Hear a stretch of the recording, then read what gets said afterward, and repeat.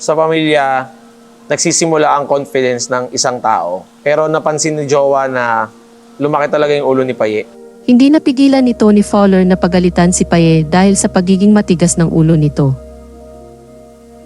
Sa kanilang inilabas na bagong video na reality vlog, mayroon silang dinaluhang pagtitipon at inaasahang magpe-perform, ngunit napansin ni Tony na nakasuot ng heels si Paye kahit alam niya na siya ay sasayaw.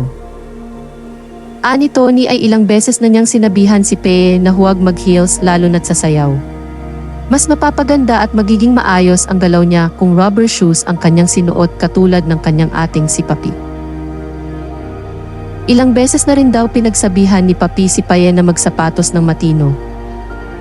Saad naman ni Tito Vince na totoo naman na sa pamilya nagsisimula ang confidence ng isang tao, pero napansin na raw ni Tony na lumalaki na ang ulo ni Paye. Sana raw ay marunong sumunod si Paye, lalo na kung hindi angkop ang kanyang suot sa event at umuulan ng araw na iyon. Maganda rin daw na dineritsa ni Tony si Paye at nang maitama ang maling ginagawa. Mapapansin naman nang nagsimula ng sumayaw si Paye ay kamuntikan nga itong madulas.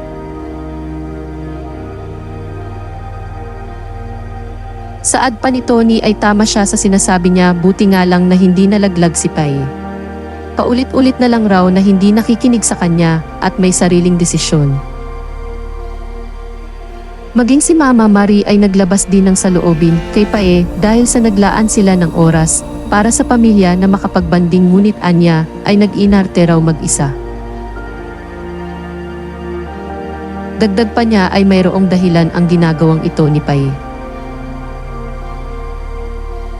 Saad naman ni Paye ay sana raw tinanong siya dahil masakit lamang ang kanyang puson kaya nais niya raw na mapag-isa.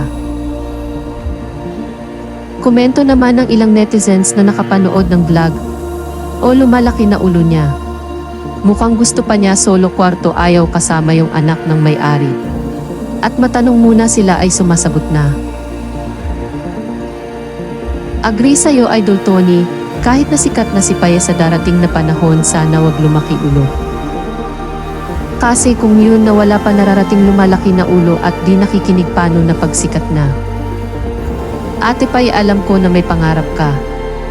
Kasi kung ngayon na wala pa nararating lumalaki na ulo at di nakikinig, paano na pagsikat na? Ate Paye, alam ko na may pangarap ka, payo lang pakinggan mo si Idol Tony. Huwag ka masasaktan sa mga mura words niya kasi nadala lang sa inis si Idol Tony.